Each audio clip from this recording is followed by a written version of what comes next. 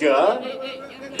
2, 1. Terima kasih. Pengangkutan awam yang moden dan cekam adalah elemen utama dan memastikan kemajuan sesebuah negara. Sistem pengangkutan yang baik bukan sahaja memberi kemudahan kepada rakyat, tetapi juga menyumbang pada kelancaran ekonomi, mengurangkan kesesakan lalu lintas serta menjamin kesejahteraan sosial. Kerajaan sentiasa komited dan memberikan penekanan dalam memastikan kualiti infrastruktur pengangkutan awam negara sentiasa berada dalam keadaan yang terbaik. Kita akan terus berusaha untuk memperbaiki dan mempertingkatkan lagi perkhidmatan pengangkutan awam di Malaysia melalui pelbagai inisiatif agar ia setara dengan negara-negara maju. Kesaling hubungan sistem pengangkutan awam amat penting dalam memudahkan pergerakan harian rakyat. Dengan rangkaian rail dan rapid KL yang cekap, kita dapat melihat bagaimana pengangkutan awam membolehkan kita bergerak ke destinasi masing-masing dengan lebih lancar, selamat dan cepat. Perkhidmatan ini bukan sahaja memudahkan penduduk di Kuala Lumpur dan kawasan sekitarnya, tapi turut menyokong pertumbuhan ekonomi setempat. Pada tahun ini, Rapid KL telah mencapai usia 20 tahun. Selama 2 dekad ini, Rapid KL telah memainkan peranan besar dalam mentransformasikan sistem pengangkutan awam di Kuala Lumpur dari hanya sebuah sistem pengangkutan biasa kepada jaringan pengangkutan moden yang menjadi tulang belakang mobiliti bandar. Limpahan transformasi ini bukan sahaja meningkatkan kemudahan dan keselesaan pengguna, tetapi turut memberi peluang pekerjaan pada anak tempatan. Ini secara langsung menyumbang kepada pertumbuhan ekonomi negara, khususnya dalam sektor perkhidmatan dan pelancongan domestik. Tan Sri, Datuk-Datuk, Tuan-Tuan dan Puan-Puan, bersempena Tahun Melawat Malaysia 2026 dan juga Malaysia sebagai tuan rumah Sidang Kemuncak ASEAN 2025, saya difahamkan Rapid KL bakal mengenakan pas pelancongan khas, iaitu Pas My Tourist, yang direka khusus untuk memberi manfaat pada pelancong sama ada dari dalam maupun luar negara. Ini adalah satu langkah yang bijak dalam menyokong pertumbuhan industri pelancongan negara. Industri pelancongan merupakan salah satu penyumbang utama kepada pendapatan negara, dan usaha seperti ini dapat menarik lebih ramai pelancong untuk datang ke Malaysia, sekaligus merancangkan sektor pelancongan kita. Diharapkan agar inisiatif ini dapat meningkatkan lagi jumlah ketiban pelancong luar, sekaligus menyokong usaha kerajaan dalam mencapai sasaran peningkatan sektor pelancongan yang mampan. Sempena dengan sambutan 20 tahun Rapid KL, pada hari ini Yang Amat Berhormat Badan Perdana Menteri juga telah pun melancarkan My Tourist Pass. Pas ini ialah khusus untuk pelancong asing dan juga pelancong tempatan, di mana kita dapati bahawa sekarang ini ramai orang, termasuk rakyat Malaysia, apabila mereka datang ke Kuala Lumpur, mereka menggunakan pengangkutan awam untuk bersia-sia, untuk berjalan-jalan, dan sudah tentu inisiatif ini adalah bertujuan untuk menggalakkan lebih ramai orang menggunakan pengangkutan awam semasa mereka berada di bandaraya. Jadi My Tourist Pass ini dia harganya RM20 untuk sehari, RM30 untuk 2 hari, RM40 untuk 3 hari untuk warga negara Malaysia. Kalau untuk warga asing, dia double, RM40, RM50 dan RM60 untuk 1, 2 ataupun 3 hari. Kelebihannya juga, My Tourist Pass ini juga ada kerjasama strategik dengan lebih 30 syarikat lain, termasuk ada yang restoran dan sebagainya, kedai makanan dan kedai-kedai yang sering dikunjungi oleh pelancong. Jadi dengan adanya My Tourist Pass, selain daripada perjalanan tanpa had, mereka juga boleh mendapat diskaun di kedai-kedai yang ada kerjasama strategik dengan pihak Rapid KL. Jadi ini satu lagi inisiatif yang baik yang saya galakkan kepada pihak Rapid. Kita harap bahawa ini dapat memudahkan lebih ramai pengunjung-pengunjung di Kuala Lumpur.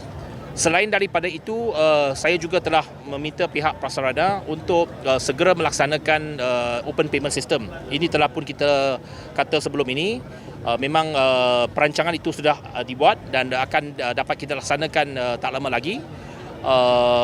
Supaya memudahkan pelancong-pelancong dan juga pengunjung daripada luar Kuala Lumpur. Apabila mereka datang KL guna perkhidmatan pengangkutan awam kita, dengan apa sahaja mod pembayaran mereka boleh menggunakan pengangkutan kita. Ada timeline ke Timeline tu dia perlukan at least 12 bulan. 12 bulan untuk pengintegrasian. Sebab dia melibatkan semua stesen. Sebab kita ada stesen 100 lebih stesen di seluruh Lembah Kelang. Jadi sudah tentu banyak pemasangan hardware yang diperlukan di semua stesen. Jadi saya difahamkan tender belum di-award lagi, akan dibuat keputusan tak lama lagi. Dan kita harap ia dapat dilaksanakan dengan lebih segera. Ravi, can you elaborate on the integration with the e-wallet and the My50 Pass? When will it be announced? That will, already announced in terms of the policy, but of course they will take some time to do the back-end integration. The integration, of course, with Touch 'n Go Digital, because Touch 'n Go Digital, of course, with e-wallets, what we need to do is that to make sure that everyone who are subscribing this My50, they are Malaysians.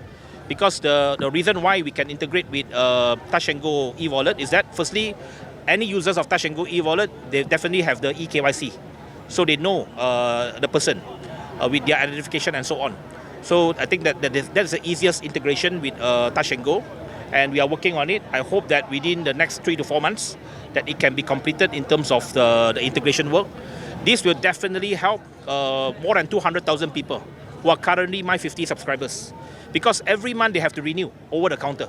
So with this, with just a click in their smartphone, they can just renew, make the payment, and then the pass will continue to be used. YB, maknanya ada option untuk penggunaan MyCard dengan Touch 'n Go ke macam mana? Ya, dia sekarang ini kita pakai MyCard. Ya. Jadi sudah tentu kita nak beralih peralihan kepada digital e-wallet ini. Jadi apabila digital e-wallet ini, dia mengurangkan kebergantungan kepada kaunter. Jadi sementara waktu ini sudah tentu kita bagi option lagi lah, pilihan lagi. Tetapi kalau dapat kita alihkan kebanyakan orang, sudah tentu kita tak perlu bagi pakai MyCard. So besok hanya perlu menggunakan e-wallet. Sebab e-wallet dia sudah ada identity dia. Apa yang penting ialah kita nak sahkan supaya penerima My50 itu ataupun pengguna My50 itu mesti warga negara Malaysia. Sebab mengapa kita kena buat begitu? Sebab setiap orang yang melanggan My50 itu, kerajaan subsidi. Setiap pelanggan itu RM100 sebulan. Jadi 1 tahun mereka mendapat RM1,200 subsidi daripada kerajaan. Jadi kalau kita bagi warga asing, sudah tentu ini adalah kebocoran dari segi subsidi. Itu sebabnya dia mesti pastikan bahawa penerima itu ialah warga negara Malaysia. Sebelum ini kita tak ada pilihan. Masa kita lancarkan tahun 2019, kita nak buat cepat ketika itu. Sebab integrasian sistem ini memang mengambil masa. Jadi ketika itu kita tak ada pilihan lain selain menggunakan MyCard. Jadi waktu itu memang saya tahu pun ramai juga memberikan reaksi bahawa ia mungkin menyusahkan. Tetapi kita tak ada pilihan ketika itu. Dan kita tahu bahawa ramai rakyat bergantung kepada inisiatif ini, kerana walaupun mereka mungkin sedikit ada sedikit kesusahan dari segi kena renew every month, tetapi masih ramai yang menggunakan My50 ini. Dan saya harap apa yang mereka buat sekarang ini, apa yang mereka lalui sekarang ini boleh kita atasi apabila pengintegrasian itu siap nanti. YB, maknanya selepas ini pengguna akan guna e-wallet untuk touch pada sistem lah. Maknanya bukan kad Touch 'n Go ke macam mana? Ya, dia akan pakai QR code lah. Ya, dia akan pakai QR code. Ya.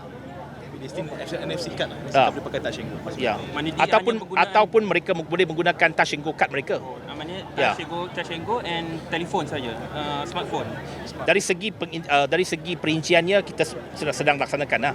Jadi mungkin ada pelbagai mode akan diberikan, tetapi secara umumnya yang pertamanya dia boleh pakai Touch 'n Go card dia sendiri ataupun pakai QR code melalui Touch 'n Go e-wallet. Jadi itu antara yang kita sedang perincikan sekarang. Apa yang pengguna tak nak ialah setiap hari mereka kena keluarkan MyCard. Okay? Itu yang dipraktiskan sekarang. Dia kena pakai MyCard untuk touch dan untuk masuk ke stesen. Jadi itu yang memang pengguna-pengguna tak suka. Sebab dia kata selalu kena keluarkan MyCard tu, dia takut hilang. Jadi itu telah pun dilaksanakan selama 5 tahun. Jadi sekarang ini kita rasa bahawa sudah sampai masa kita kena tambah baik untuk pengguna. Dewan Philharmonic, Durian BB World.